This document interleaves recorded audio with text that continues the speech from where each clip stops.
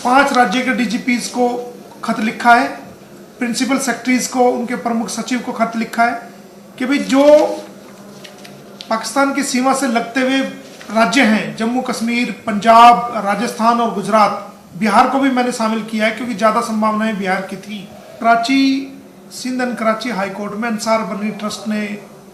एक petition file की है जिसमें उसने मांग की है कि भी गीता के माँ बाप भारत में नहीं मिले हैं, डीएनए भी फेल हो गया, उसको वापस लाया जाए और उसको गलत भेजा गया। 15 साल तक गीता वहाँ पर रही, तो अगर आपने उसके माँ बाप को वहाँ क्यों तलाश नहीं किया? आप पहले तलाश कर लेते। भारत में आए हुए तो अभी इसको 5 महीने भी नहीं हुए और मैंने इसके बारे में 5 राज्य के डीजीपीज को खत लिखा है, प्रिंसिपल सेक्रेटरीज को, उनके प्रमुख सचिव को खत लिखा है कि भाई जो पाकिस्तान की सीमा से लगते हुए राज्य हैं, जम्मू कश्मीर, पंजाब, राजस्थान और गुजरात, बिहार को भी मैंने शामिल किया है क्योंकि ज़्यादा संभावनाएं बिहार की थी, तो उनसे मैंने रिक्वेस्ट की है कि भाई गीता के माँ बाप को तलाश किया जाए, खासकर उन एरियो में जो बॉर्डर के एरिया हैं जहाँ पर टीवी के माध्यम कम है, लाइट्स कम है, अखबार के माध्यम कम है, इंटरनेट के माध्यम कम है, वो वहाँ पर तलाश किया जाए।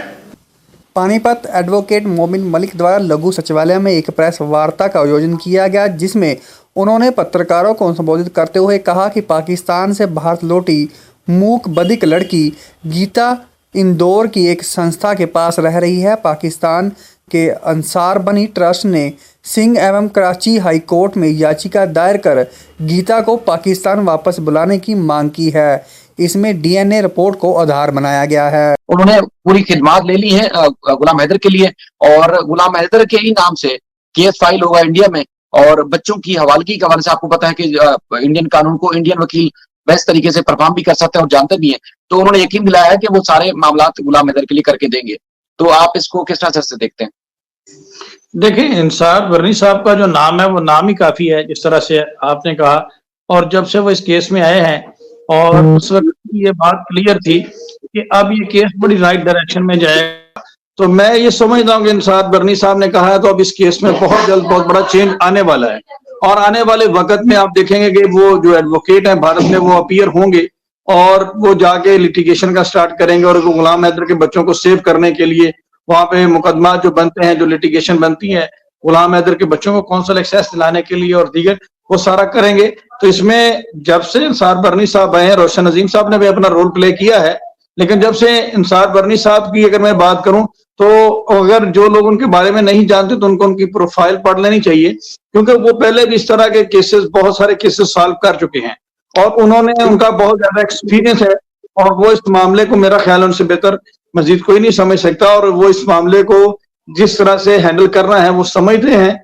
और वहां पे जो उन्होंने एडवोकेट अपॉइंट किए हैं, मैं समझता हूँ कि हम उनके ऊपर भी पूरा ट्रस्ट करते हैं, क्योंकि अंसार बर्नी साहब की जो सिलेक्शन है वो बिल्कुल गलत नहीं हो सकती और मैं उस पर पूरा एतबार करता हूँ कि उन्होंने इस तरह के वकील वहां पे हायर किए होंगे कि जो कि एपी सिंह को वहां पे बड़े अच्छे तरीके से काउंटर करेंगे। और अब आप देखेंगे कि ये बहुत सारे लोगों ने पहले भी पीआईएल फाइल की थी, लेकिन उस पीआईएल में और अब की लिटिगेशन में आपको डिफरेंस जो है वो पता चल जाएगा। तो ये सवाल जो भी आपने शायद भाई मुझे किया है, इंशाल्लाह थोड़े दिनों बाद ये खुद ही क्लियर होकर लोगों के सामने आ जाएगा कि डिफरेंस क्या था उस पीआईएल में और इसमें, और अंसार बर्नी साहब का आना कैसा रहा है इस केस में। जी अच्छा सर, आपसे भी और फैसल भाई से दोनों मेरा सवाल ये है, दोनों से पहले आप फैसल देंगे। मामला ये है कि आज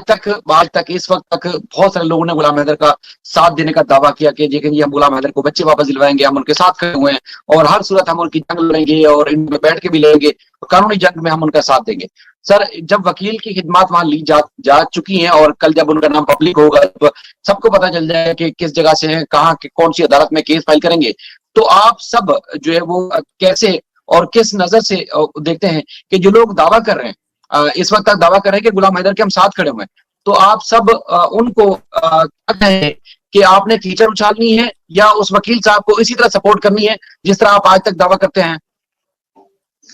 देखिए, मैं समझता हूँ कि कुछ लोग कीचड़ उछालेंगे उनके ऊपर, क्योंकि देखें यहाँ पे कुछ लोगों ने इस चीज को कंपटीशन बना लिया हुआ था और कुछ लोग फेम लेने के लिए इस हद तक चले गए कि गुलाम हैदर की मिन्नतें करते रहे, उसके सामने तरले डालते रहे, वास्ते डालते रहे कि हमें पावर ऑफ अटॉर्नी दे दें, और कुछ ने तो जाली पावर ऑफ अटॉर्नी का दावा भी कर दिया। देखें, ये मेरी बात जो है वो बहुत सारे लोगों को बुरी भी लगेगी, लेकिन हकीकत ये है, ये चीज आप गुलाम हैदर कई प्लेटफॉर्म पे बता भी चुका है। तनवीर अफरोज के प्लेटफॉर्म पर तारीख का दावे भी किए, PIL का भी दावा किया और भी बहुत सारी चीजों का दावा किया, लेकिन इन फ्यूचर जो है वो जाके कुछ भी नहीं हुआ और वो सारी सिचुएशन सामने आ गई। अब जबकि असली एडवोकेट आ गया है, एक सही बंदा आ गया जो सही तरीके पे लिटिगेशन फाइल करेगा, तो उससे जो वो लोग हैं उनकी दुकानदारी पे फर्क पड़ेगा। ठीक है, तो वो एक हसरत का एलिमेंट उसमें आएगा, क्योंकि वो कंपटीशन में ले बैठे थे इस चीज को, और इसमें फर्क आएगा। लेकिन मैं यही कहूंगा कि जो अच्छे ज़रब के लोग होंगे, जो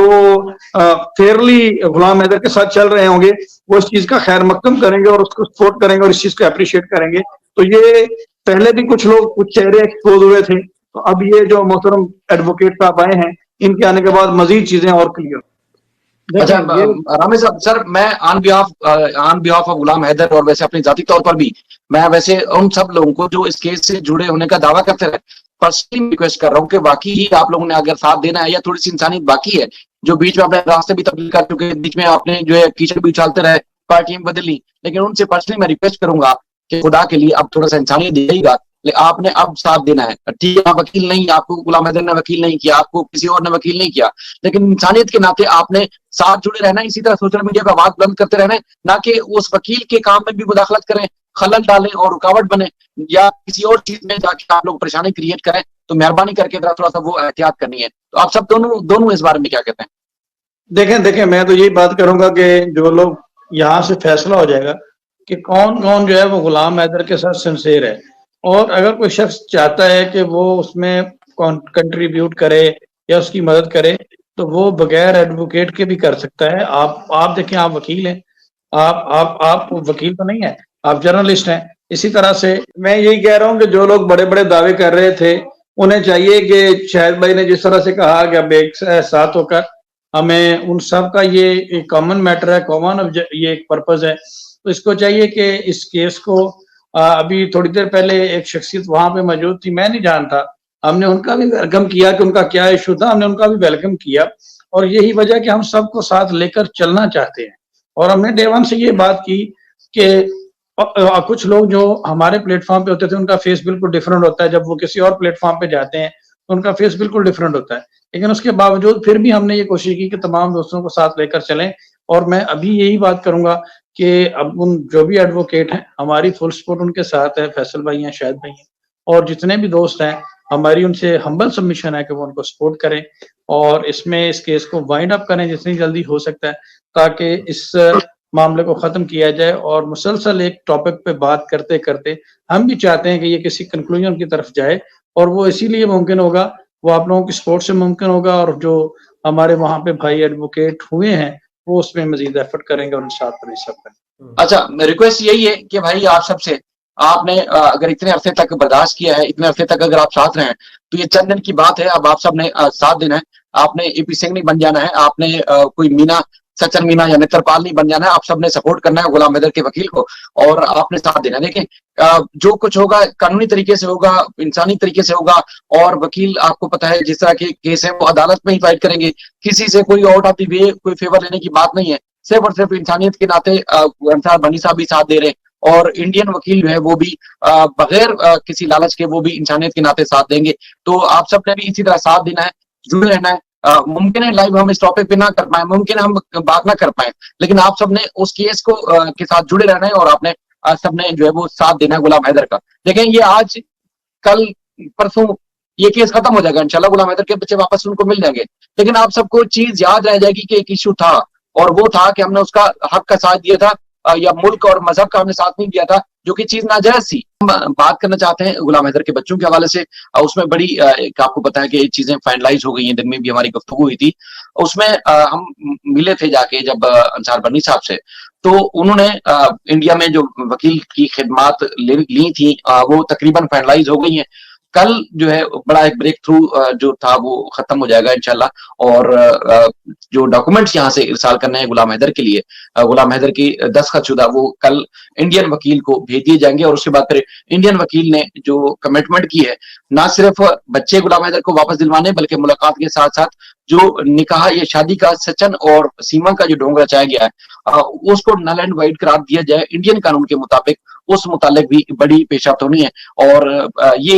एक प्रोग्रेस है। तो आप बताएं कि अब इस पेशरफ्त के हवाले से आप क्या कहते हैं, और दूसरे जो इलेक्शन के मामले में आप सबने भी नजर की होगी, तो पाकिस्तान के इलेक्शन के बारे में आप क्या सोचते हैं? सर फर्स्ट ऑफ ऑल तो मैं बड़ी एक खुश आइन बात है, बड़ी एक अच्छी बात है कि गुलाम हैदर साहब का केस